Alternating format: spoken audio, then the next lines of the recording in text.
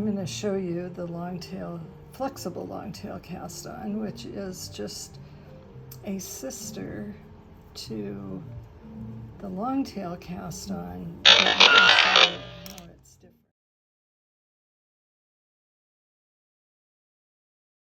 different. So I'm using the turquoise yarn and the white yarn and two different sizes of needles, or two different materials.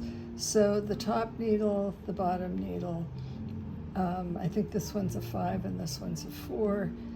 One of the great things about this is you can use whatever needle combination you need to use to get the amount of flexibility that you want. So I've just slip knotted those together. I'm holding those in my right hand with the needles. I put both needles into the loop on my thumb, and with the top needle, I'm going to grab the yarn on my forefinger, which is the white, and then I'm bringing both needles out of the thumb loop, and you'll notice, so I have white here, and now I'm just going to slip the loop onto the lower needle. So again, you go into with both, you grab the forefinger yarn with your top needle, and then you slip from your palm upwards, you slip the thumb loop onto your bottom needle. So because I don't have a slip knot on the needle, and now I can let go of that, I have the same number of stitches on both, and you'll notice that they're slightly offset. So up, over, grab only on this top needle, and then drop that onto the bottom needle. So it's just like the long tail, except you're doing it with 2 needles. And I'll just cast on a few more stitches so you can see.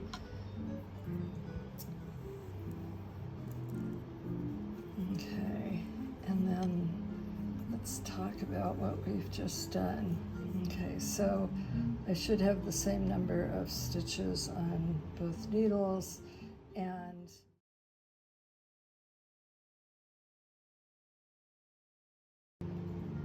I'm going to take the bottom needle off. So now I can stretch this out, and you can see how I have this lovely chain here at the bottom, and it's allowing my stitches to really separate and have room. But when I push them up, there isn't like a big extra loop on the needle. So it allows flexibility without making your, just knit a row, without making the loops on your needles bigger than you want them for your knitting. So normally I would use the upper needle for the top, but I didn't bring both of them over here. So there you have it.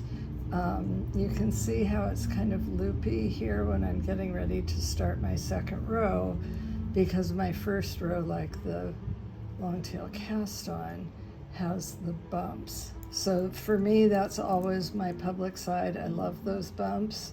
And so what happens if you realize that you really needed a few more stitches? So you just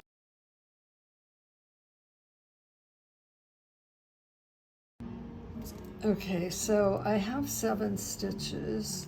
I've pulled out my bottom needle.